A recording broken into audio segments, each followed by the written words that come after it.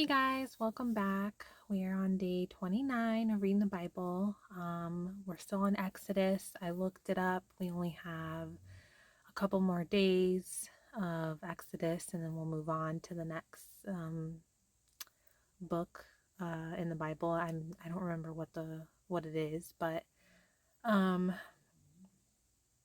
I'm just feeling a little like um, I don't know, not lost, but I just feel like life is so stressful right now, and everything that's going on in the world, and just inflation, and just my own personal problems. And I just feel like life is just, there's so much anxiety and stress and just so much happening, and it just feels so heavy sometimes. And then I see these people who are like, oh, just immerse yourself in God and His Word and pray and just, do His will and all this stuff. And they seem to have a sense of like peace within them.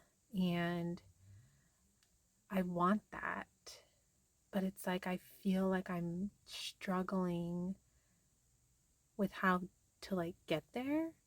Like I was watching this video right now, and this guy was helping this other guy kind of like um, release this like demonic like stronghold within him. And the guy's like falling to the floor, and it was very dramatic. And it, like, for me, it's like, everyone in the comments was like, oh my God, like so powerful, and it's real, and amen, and praise Jesus, and love God, and all this stuff. And for me, I'm just like, I'm not there yet, like, to me, it was just like, I was watching it and I just felt so emotionless.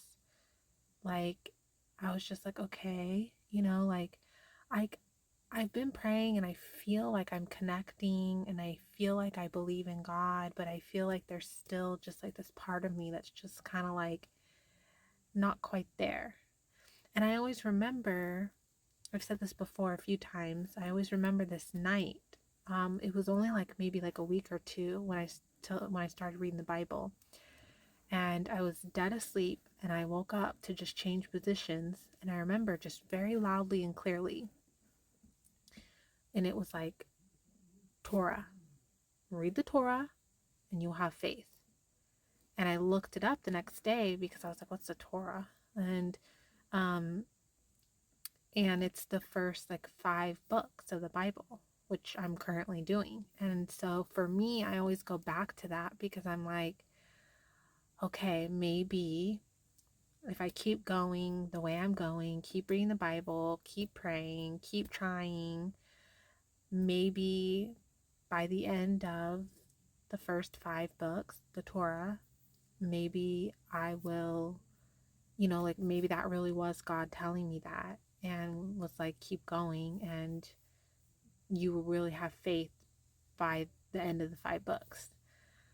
And there's a part of me that really, really hopes that, because I'm still feeling like kind of torn spiritually, like I feel like part of me is like, and then part of me is like, yes, I believe, and I don't know, it's hard, guys. It's really hard. It's tough. It's a tough path.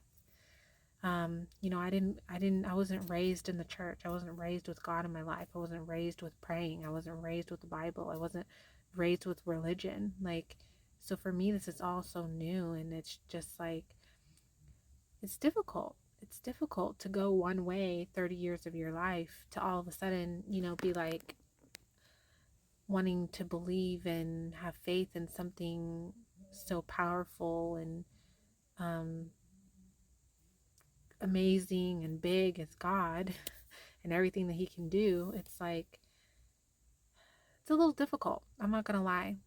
And if there's anyone watching that is feeling the same way I'm feeling now, currently, or in the future, you find my videos, um, I just want to say, like, um, don't give up yet.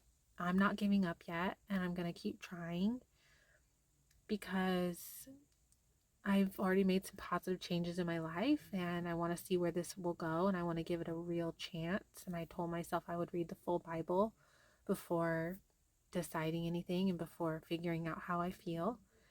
And so that's what I'm going to do. So even though I'm feeling a little down today and I'm feeling a little lost and I'm feeling a little like, why am I doing this? I'm just going to power through it, do the chapters today and pray and just, keep going. And hopefully, somewhere along the way, something will happen or my faith will just grow every day. I don't know. We'll just see what happens. So just come on the journey with me. All right, guys. Yeah, I don't really know. I'm just feeling a little down today. But let's do today's chapters. Moses then said to the Israelites, "Look, the Lord has appointed by name Bezalel, son of Uri, son of Hur, of the tribe of Judah. He has filled him with God's Spirit, with wisdom, understanding, and ability in every kind of craft to design artistic works in gold, silver, and bronze, to cut gemstones for mounting, and to carve wood for work in every kind of artistic craft. He has also given both him and Aholiab, son of Ahisamach, of the tribe of Dan, the ability to teach others. He has filled them with skill to do all the work of a gem cutter, a designer, an embroiderer in blue, purple, and scarlet yarn and fine linen, and a weaver. They can do every kind of craft and design artistic designs. Bezalel, Aholiab, and all the skilled people are to work based on everything the Lord has commanded. The Lord has given them wisdom and understanding to know how to do all the work of constructing the sanctuary. So Moses summoned Bezalel, Aholiab, and every skilled person in whose heart the Lord had placed wisdom, all whose hearts moved them, to come to work and do it. They took from Moses' presence all the contributions that the Israelites had brought for the task of making the sanctuary. Meanwhile, the people continued to bring freewill offerings morning after morning. Then all the artisans who were doing all the work for the sanctuary came one by one from the work they were doing, and said to Moses, "The people are bringing more than is needed for the construction of the work the Lord commanded to be done." After Moses gave an order, they sent a proclamation throughout the camp. "Let no man or woman make anything else as an offering for the sanctuary." So the people stopped. The materials were sufficient for them to do all the work. There was more than enough. All the skilled artisans among those doing the work made the tabernacle with 10 curtains. Bezalel made them of finely spun linen, as well as blue, purple, and scarlet yarn, with a design of cherubim worked into them. Each curtain was 42 feet long and 6 feet wide. All the curtains had the same measurements. He joined 5 of the curtains to each other, and the other 5 curtains he joined to each other. He made loops of blue yarn on the edge of the last curtain in the first set, and did the same on the edge of the outermost curtain in the second set. He made 50 loops on the one curtain and 50 loops on the edge of the curtain in the second set, so that the loops lined up with each other. He also made 50 gold clasps and joined the curtains to each other, so that the tabernacle became a single unit. He made curtains of goat hair for a tent over the tabernacle. He made 11 of them. Each curtain was 45 feet long and 6 feet wide. All 11 curtains had the same measurements. He joined 5 of the curtains together, and the other 6 together. He made 50 loops on the edge of the outermost curtain in the first set, and 50 loops on the edge of the corresponding curtain in the second set. He made 50 bronze clasps to join the tent together as a single unit. He also made a covering for the tent from ram skins dyed red, and a covering of fine leather on top of it. He made upright supports of acacia wood for the tabernacle. Each support was 15 feet long and 27 inches wide. Each support had 2 tenons for joining one to another. He did the same for all the supports of the tabernacle. He made supports for the tabernacle as follows. He made 20 for the south side, and he made 40 silver bases to put under the 20 supports, 2 bases under the first support for its 2 tenons, and 2 bases under each of the following supports for their 2 tenons. For the second side of the tabernacle, the north side, he made 20 supports, with their 40 silver bases, 2 bases under the first support, and 2 bases under each of the following ones. And for the back of the tabernacle, on the west side, he made 6 supports. He also made 2 additional supports for the 2 back corners of the tabernacle. They were paired at the bottom and joined together at the top in a single ring. This is what he did with both of them for the 2 corners. So there were 8 supports with their 16 silver bases, 2 bases under each one. He made 5 crossbars of acacia wood for the supports on one side of the tabernacle, 5 crossbars for the supports on the other side of the tabernacle, and 5 crossbars for those at the back of the tabernacle on the west. He made the central crossbar run through the middle of the supports from one end to the other. He overlaid them with gold and made their rings out of gold as holders for the crossbars. He also overlaid the crossbars with gold. Then he made the curtain with blue, purple, and scarlet yarn, and finely spun linen. He made it with a design of cherubim worked into it. He made 4 pillars of acacia wood for it and overlaid them with gold. Their hooks were of gold. And he cast 4 silver bases for the pillars. He made a screen embroidered with blue, purple, and scarlet yarn and finely spun linen for the entrance to the tent, together with its 5 pillars and their hooks. He overlaid the tops of the pillars and their bands with gold, but their 5 bases were bronze. Bezalel made the ark of acacia wood, 45 inches long, 27 inches wide, and 27 inches high. He overlaid it with pure gold inside and out, and made a gold molding all around it. He cast 4 gold rings for it, for its 4 feet, 2 rings on one side and 2 rings on the other side. He made poles of acacia wood and overlaid them with gold. He inserted the poles into the rings on the sides of the ark for carrying the ark. He made a mercy seat of pure gold, 45 inches long and 27 inches wide. He made 2 cherubim of gold. He made them of hammered work at the 2 ends of the mercy seat, 1 cherub at one end and 1 cherub at the other end. At each end, he made a cherub of one piece with the mercy seat.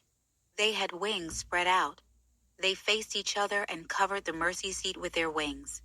The faces of the cherubim were looking toward the mercy seat.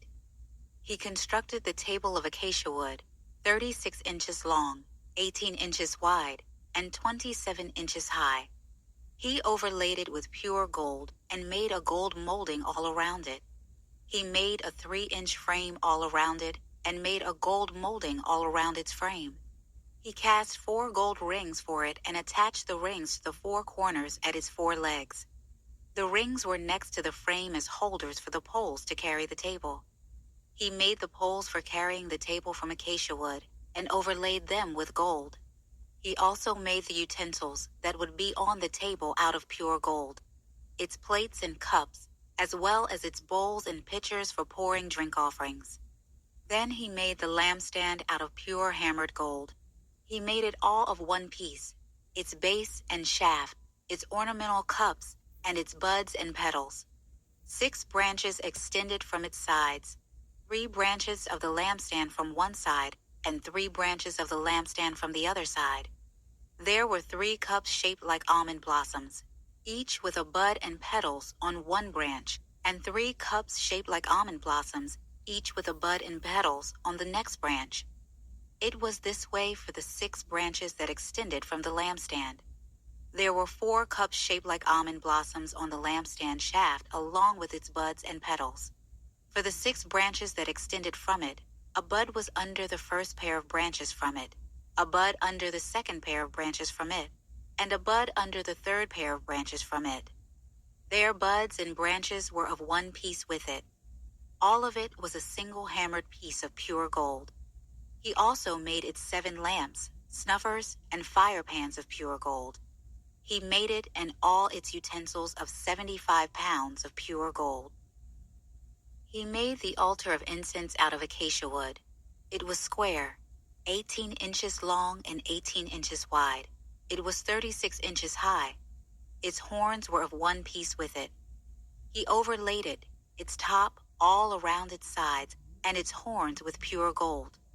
Then he made a gold molding all around it.